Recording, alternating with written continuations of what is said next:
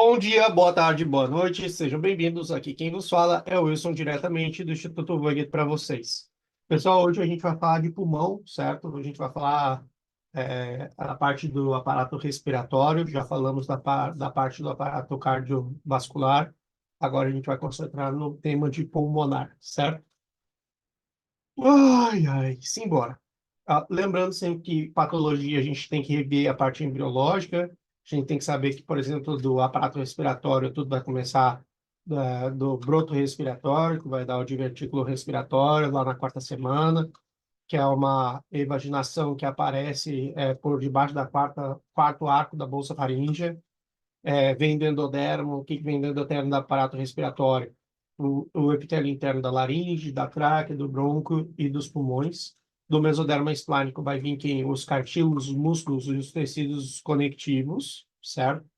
Essa é a primeira parte que a gente tem que poder estruturar a nossa resposta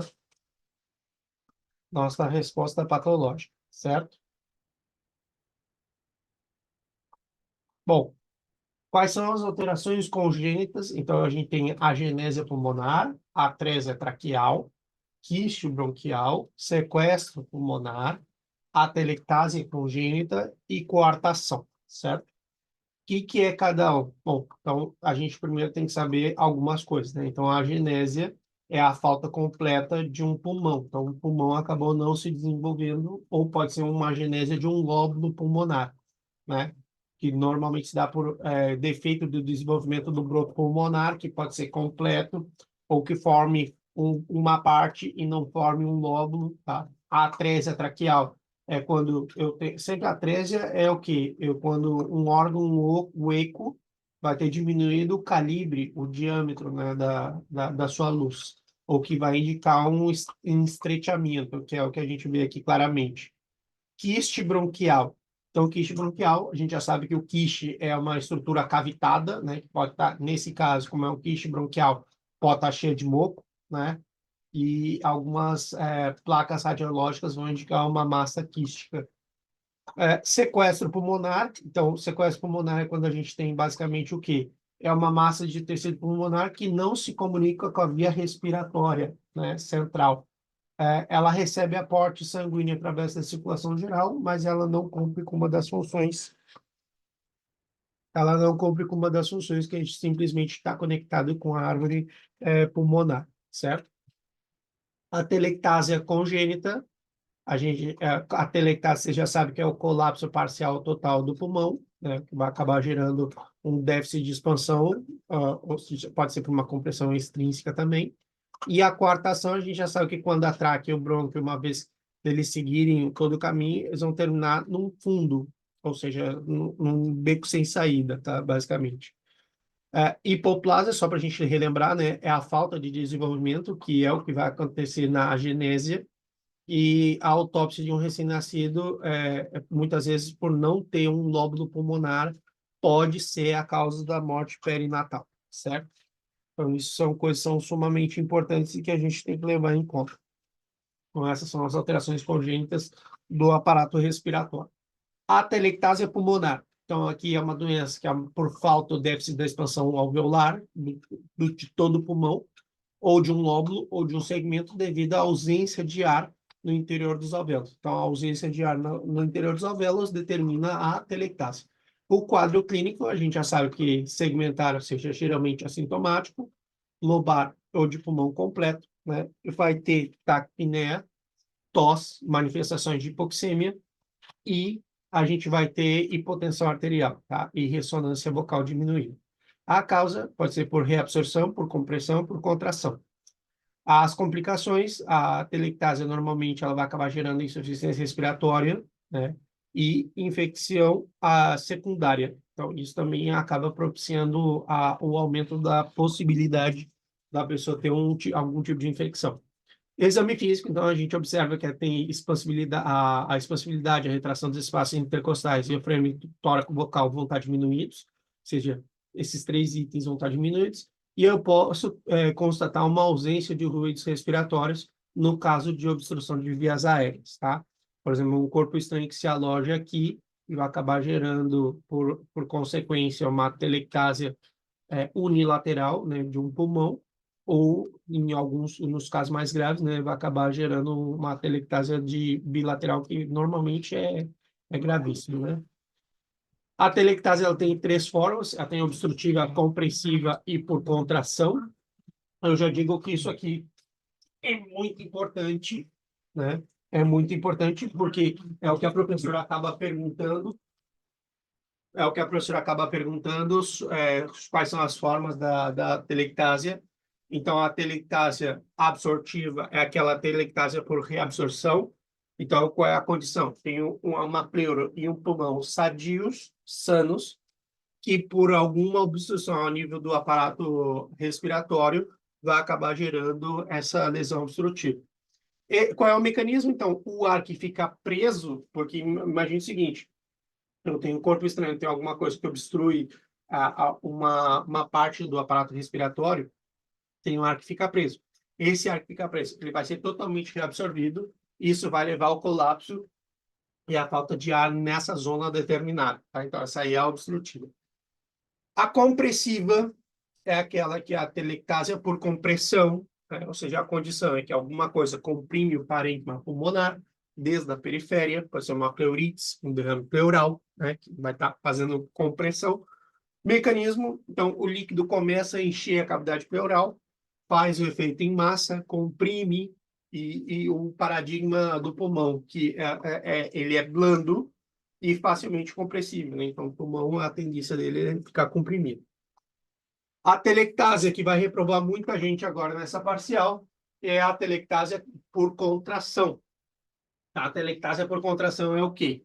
A condição: a pleura não tem nada, a viera não está obstruída, e o exemplo que vai ser usado é o mesotelioma. Então, mesotelioma, lembre que é uma neoplásia maligna, da pleura, que quando ela cresce, ela comprime o pulmão, mas ela não é compressiva. Ela vai fazer, ou seja, a atelectasia por contração. Por quê? Porque ela contrai o parênquima pulmonar, né? Como se o parênquima pulmonar estivesse tentando evitar se encostar nessa neoplasia.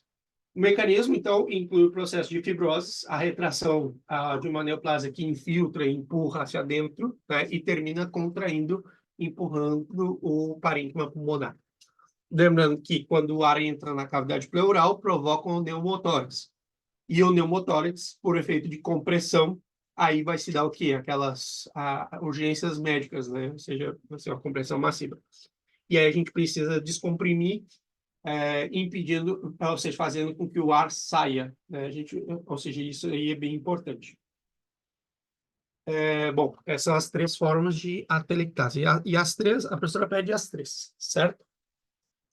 Pneumonia, processo pneumônico. O que é a pneumonia? Então, é um processo inflamatório do parênquima pulmonar que causa infecção por vírus ou bactéria, que tem limites bem definidos, correspondem a um ou mais lóbulos pulmonares.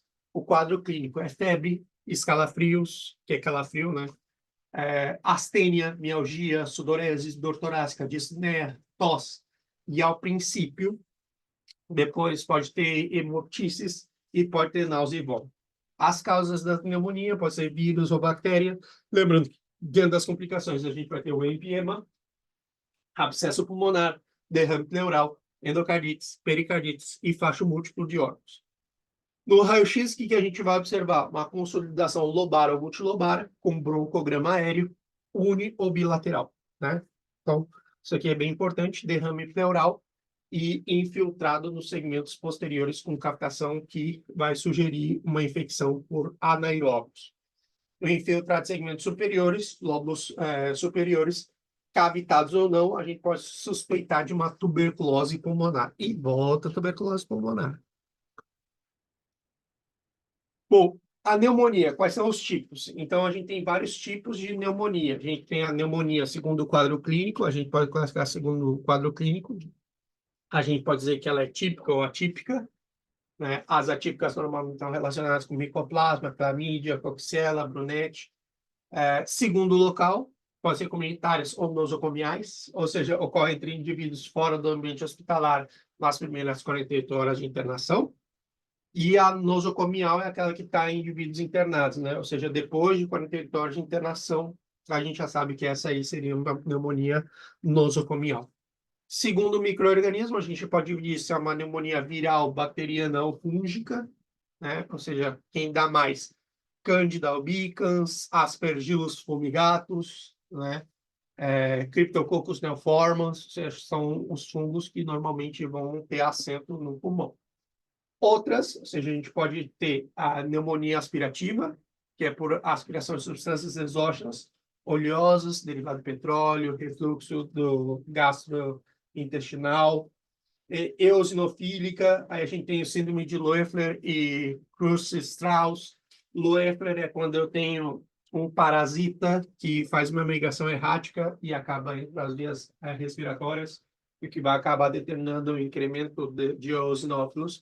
Esses eosinófilos vão acabar produzindo a reação necessária para poder eliminar, tratar de eliminar o parasita. E por agentes químicos, a gente tem radiação ionizante, a aspiração do ar superaquecido em incêndios, né? Então, essas são as causas de pneumonia. Pneumonia por aspirativa, eosinofílica e por agentes físicos. Quais são os 4 estágios da pneumonia? Isso também é muito cobrado. Então, eu tenho o primeiro estágio da pneumonia, é a congestão, eu vou ter hiperêmia. Então, o pulmão está rojo, pesado, fuerte, úmido, devido ao edema, congestão vascular. Os espaços aéreos distais vão apresentar um exudado, poucos neutrófilos e bactérias frequentes. A hepatização roja é quando eu tenho que, quando eu tenho uma consistência parecida com o do fígado, eu tenho consolidação, vai ter um tinte mais rojiço, devido aos espaços aéreos que vão se chenar fortemente de exudado neutrófilo, e vai ter hemácia, vai ter proteína sérica, como a fibrina e outros. Hepatização gris.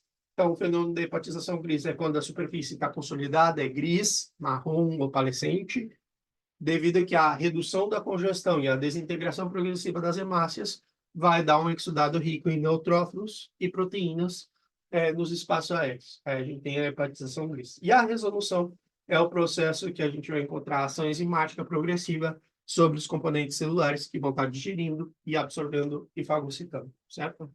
Essas são as 4 etapas, 4 estágios da pneumonia. E adivinhe, isso aqui é cobrado com força. Edema pulmonar. Então, sobre edema pulmonar, tem que saber que é uma acumulação de líquidos, né, no interstício e nos alvéolos pulmonares. O quadro clínico é uma disneia intensa, ortopneia, cianoses, ansiedade, palidez, pele fria, tosse com expectoração rosa e espumosa, hemoptises, diminuição do nível de consciência, colapso circulatório, estertores finos e sibilos. As formas, eu tenho a forma cardiogênica e a forma não cardiogênica. Quais são as implicações do edema pulmonar?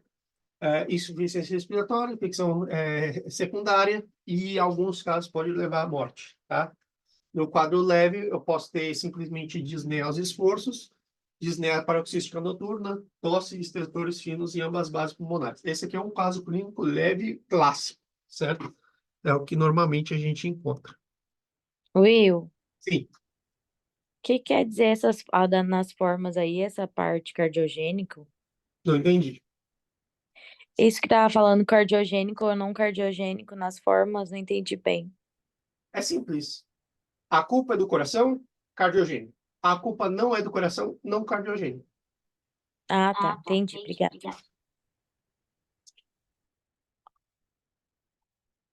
Então, o edema cardiogênico e não cardiogênico. Então, a gente tem no não cardiogênico, a gente vai ter a hipoproteinemia, processo tóxico, medicamento, aspiração de fumaça, tóxicos ambientais. Esses são os não cardiogênicos. Os edemas pulmonares cardiogênicos, a gente vai ter agudos e crônicos. Agudo resultante de uma insuficiência cardíaca aguda e o crônico normalmente resultante de uma insuficiência cardíaca congestiva, tá? Então, essas são as duas grandes grupos que a gente vai separar o edema pulmonar, cardiogênico e não cardiogênico. Lembrando que hipoproteinemia, o que vai aqui, que inevitavelmente o professor vai acabar te levando para a parte de edema. Lembrem sempre disso, na parte de edema, porque a gente tem que justificar o edema pulmonar, né? Por que está acontecendo edema pulmonar? Lembre sempre que o cardiogênico, a tendência do cardiogênico é fazer um edema pulmonar mais congestivo, porque aqui eu teria fluxo retrógrado, ou seja, pelo coração está insuficiente, ele não bombeia tudo que chega e acaba tendo remanso. Então, ao remansar, aumenta a pressão hidrostática. Então, aqui a culpa é da pressão hidrostática. No não cardiogênico, a culpa não é da pressão hidrostática, tá tudo bem com a pressão hidrostática. Aqui, normalmente, a alteração que vou ter que vai levar o quê? Um aumento da pressão oncótica. Ou seja, eu tenho uma diminuição da pressão oncótica, o que vai fazer que gere a saída, a fuga de líquido da corrente sanguínea para os tecidos, tá? Então, tipo, aqui a gente já começa a ver que tem uma mescla, uma mistura do que a gente está vendo agora com o que a gente viu antes, né? Claramente, sim, você consegue colocar em voga essa parte de transtorno hemodinâmico. No edema cardiogênico agudo, a fisiopatologia. Então, a gente sabe que é produto de uma insuficiência cardíaca aguda, vai ter um aumento repentino das pressões das venas pulmonares. O exemplo que a gente pode dar, um infarto agudo do miocárdio pode gerar isso.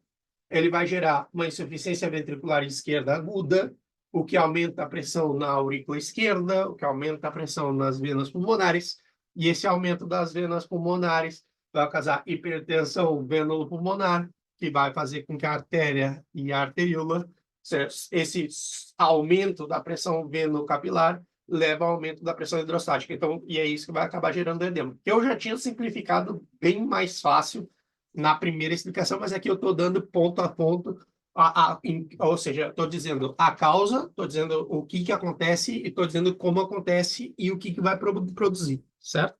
Então, aqui eu fui ultra específico, mas isso é mais fácil, você quer simplificar isso aqui, você tem o quê? Tem uma falha do coração como bomba, que vai acabar gerando um fluxo retrógrado. Esse fluxo retrógrado aumenta a pressão nas venas pulmonares, vai aumentando, aumentando, vai aumentando, até o ponto que vai chegar lá no capilar pulmonar, e esse capilar pulmonar vai ter o aumento da pressão hidrostática, que vai fazer com que eu tenha mais edema. Ou seja, que aí o líquido começa a sair em direção ao terceiro espaço. Que nesse caso, o terceiro espaço seria no pulmão, né? E aí eu tenho edema cardiogênico agudo. Líquido rosa e com espuma. Por que você encontra assim? Então, eu tenho a expectoração rosado, rorriço, indica o quê? Indica que eu tenho congestão, né? Grande quantidade de sangue, né? Porque ele deveria... E que ocorreu repentinamente. A aparição de espuma significa... Por que acontece a aparição da espuma? Por quê? Porque o líquido com ar misturado, ele é espumoso e tem bolhas, né? Tem burbujas. E quando ele está misturado com sangue, ele parece um lavado de carne, tá? Então, isso é importante, porque o professor vai perguntar por que está rosa e por que tem espuma. Então, já sabe. O edema cardiogênico crônico. Então, o edema cardiogênico crônico, ele vem do quê? De uma insuficiência cardíaca congestiva crônica. O paciente ele tem uma estenose da válvula mitral, que vai acabar gerando uma hipertensão veno-capilar pulmonar, que é lenta, progressiva e rápida, né? Lenta, progressiva, não rápida, perdão, não rápida nem aguda, que vai acabar tendo no tempo, né? Eu vou acabar aumentando a intensidade da pressão das venas pulmonares. Isso vai acabar produzindo uma saída do líquido em escassa quantidade, mas de maneira permanente. Isso vai levando com que os espaços dos tabiques alveolares com líquido e glóbulo rojo, né?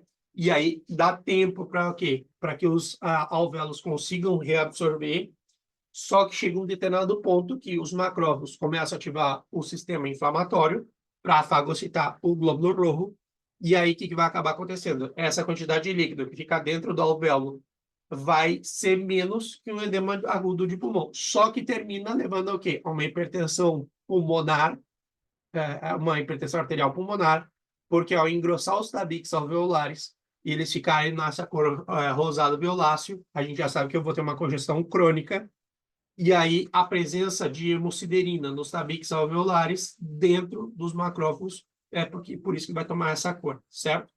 Então, aqui a gente está explicando a fisiopatologia do edema cardiogênico crônico, certo? Lembrando que sempre quando a gente vai falando de fatores de proliferação, que vão aumentar a atividade fibroblástica, né? Tá, bico começa a ficar mais rígido, mais duro, né? Pela produção de fibras, que vão engrossar os tabiques, vai se abrir os poros, o líquido vai passar para um espaço alveolar com menor quantidade, mais cronicamente no tempo, né? Então, a revisão histológica que a gente tem que lembrar aqui, neumocito tipo 1 é encarregado da membrana respiratória, é uma célula simples plana, e o neumocito tipo 2 é a célula encarregada de produzir a substância surfactante.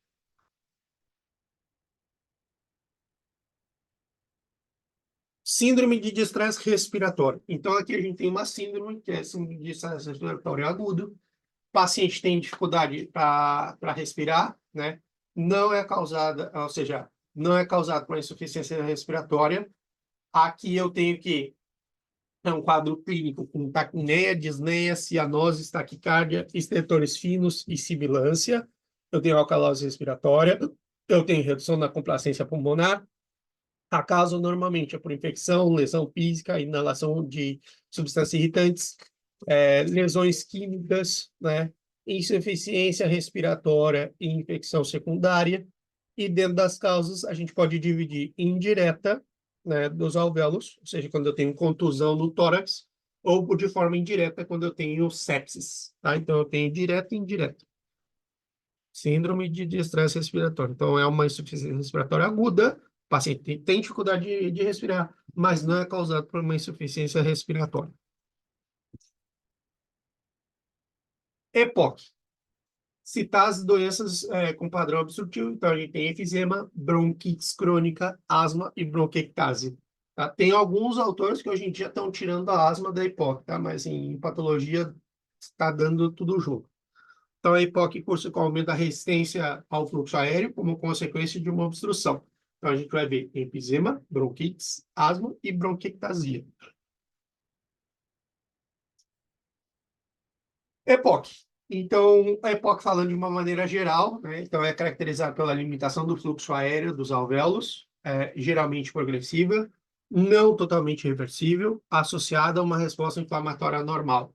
O quadro clínico pode ser assintomático nos estados iniciais, vai ter tosse produtiva, principalmente pela manhã, a falta de ar no esforço é progressiva, né? O paciente tem um tórax, adota um tórax em tonel, o ruído, o murmúrio vesicular, o ruído vesicular está diminuído, vai apresentar sibilos e pode apresentar estertores finos. A causa, 95% é tabaquismo, tá? E aí o restante é por poluição atmosférica, pó, produto químico. Compreende, dentro da EPOC, a gente tem a bronquite crônica, que é o aumento da secreção brônquica ao menos 3 meses no ano em 2 anos consecutivos, segundo a OMS. Essa definição eles vão encher o saco, porque eles vão querer que parem sim ou sim, tá? Já estou dizendo. Bronquite crônica, aumenta a secreção brônquica por pelo menos 3 meses no ano e 2 anos consecutivos, sem outra causa. E enfisema pulmonar, eu já sei que é o alargamento anormal e permanente dos espaços aéreos distais ao bronco terminal com destruição das suas paredes. Tá? Então, aqui a gente tem os exames complementares, raio-x de tórax e gasometria arterial.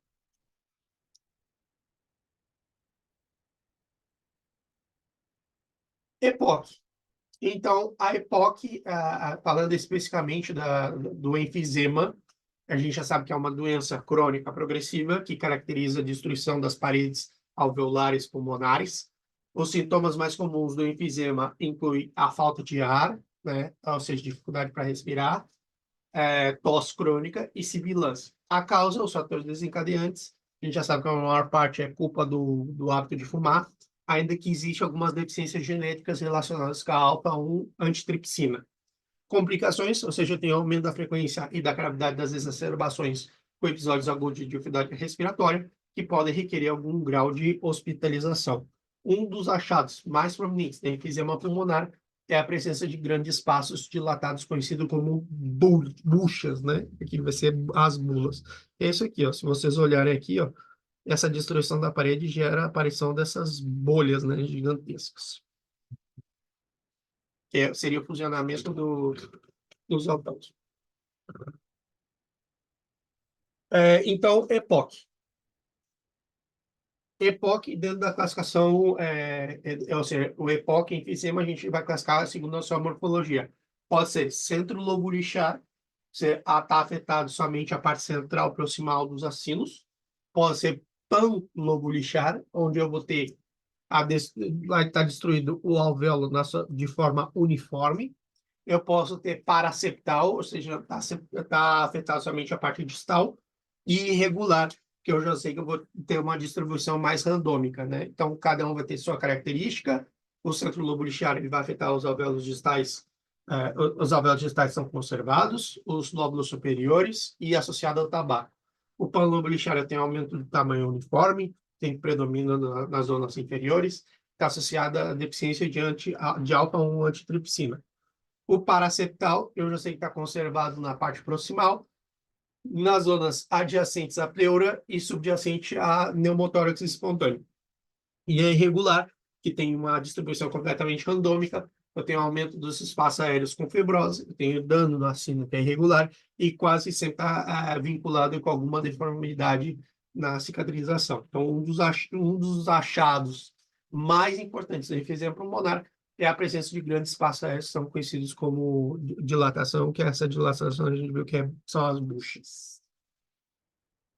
Enfisema. Então, para descrever a fisiopatologia, eu já sei que o tabaquismo, os fatores concomitantes e a predisposição genética vão acabar fazendo que haja um estresse oxidativo, presença de células inflamatórias, mediadores inflamatórios, que vai acabar gerando um desequilíbrio entre proteases e antiproteases, o que vai acabar expondo de maneira contínua esses agentes lesivos à destruição da parede alveolar, o que posteriormente vai levar à incapacidade de levar o processo da hematose da sua melhor forma. Por isso que o pulmão de um enfisematoso é todo escuro, né? Todo negrusco. EPOC, bronquites crônica. Então, a bronquite crônica a gente já sabe que é uma tosse persistente com produção de esputo durante 3 meses, pelo menos 3 meses, em 2 anos consecutivos.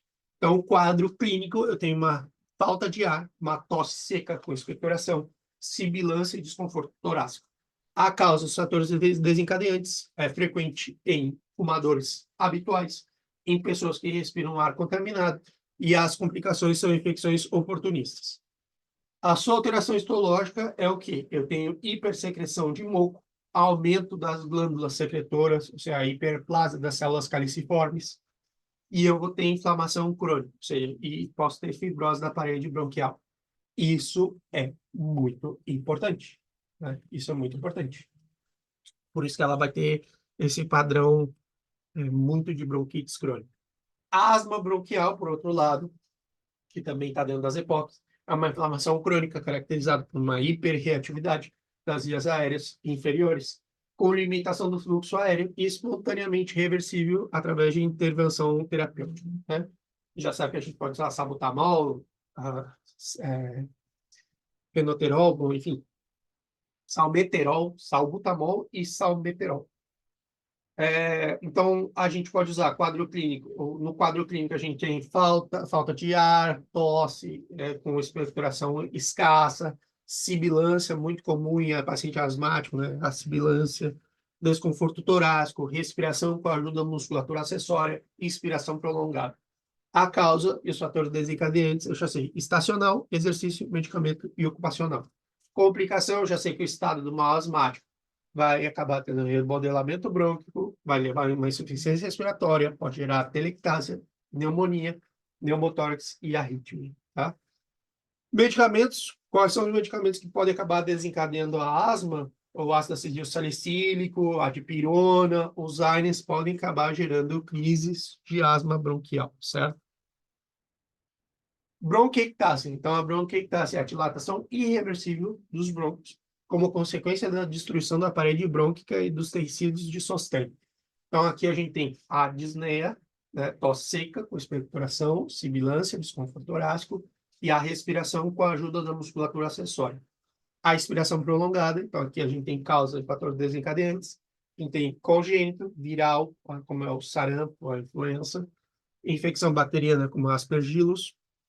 Aspergillus é o fungo, corpo estranho e vias respiratórias, ou seja, inalação de substâncias químicas. E complicação, a gente tem hemoptises, pneumonia de repetição, empiema, abscesso pulmonar, episódios de broncoespasmo, pneumotórax, insuficiência respiratória crônica e corpo pulmonar. Então, esses aqui são os principais, as principais coisas que a gente tem que levar no caso dessa patologia. Hipertensão pulmonar, então, é uma doença onde eu tenho um aumento da pressão artéria pulmonar associado ao aumento da resistência vascular pulmonar, ocasionado uma vasoconstricção, dada uma hiperreatividade vascular.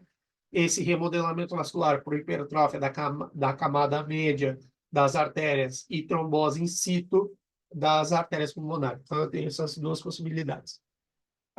O quadro clínico ele é assintomático na fase inicial, vai gerar uma dor torácica, astênia, palpitação, síncope, tosse, estase jugular, sopro da insuficiência tricúspide e edema em membros inferiores. A causa é o fator desencadeante, já sabe que a etiologia normalmente é desconhecida, tem alguns medicamentos, como é o caso do aminorex, fenilfluramina, dexfenofluramina, anfetamina e L-triptófano pode acabar gerando hipertensão pulmonar. Dentro das complicações, a gente tem tromboembolismo pulmonar e insuficiência cardíaca direita, né, que podem acabar sendo uma complicação da hipertensão pulmonar. Derrame pleural é a presença de líquido em cavidade pleural, que está em cima de 15 mililitros, então pode ser um exudado ou transudado. Lembrando sempre, né, todas aquelas caras transudado, claro, barra viscosidade, né, menor presença de celularidade, menor quantidade de proteína. Do exudado tem uma densidade muito superior, que tem muita proteína, né, tem alta celularidade, por isso que a cor do exudado vai ser túrbio, é inflamatório, então tem alta viscosidade.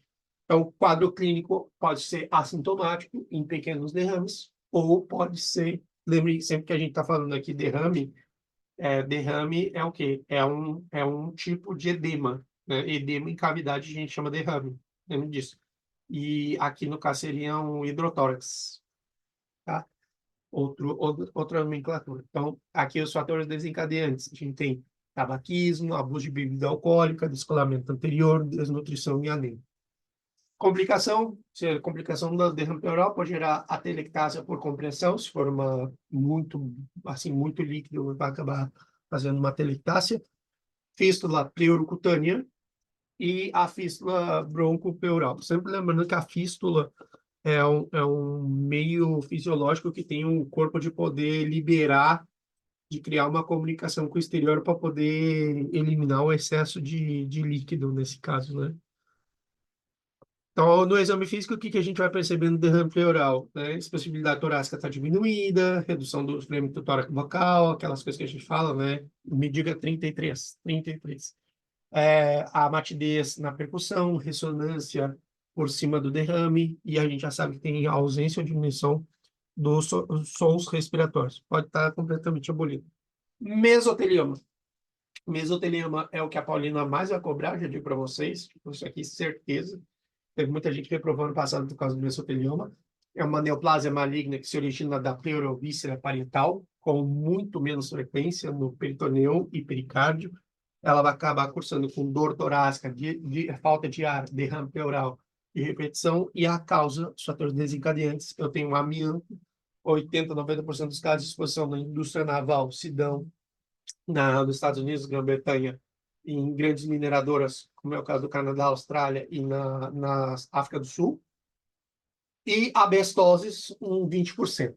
Então, essas são as duas causas. A complicação, 50% dos pacientes falecem nos primeiros 12 meses, e os poucos que sobrevivem vão sobreviver um pouquinho mais de 2 anos.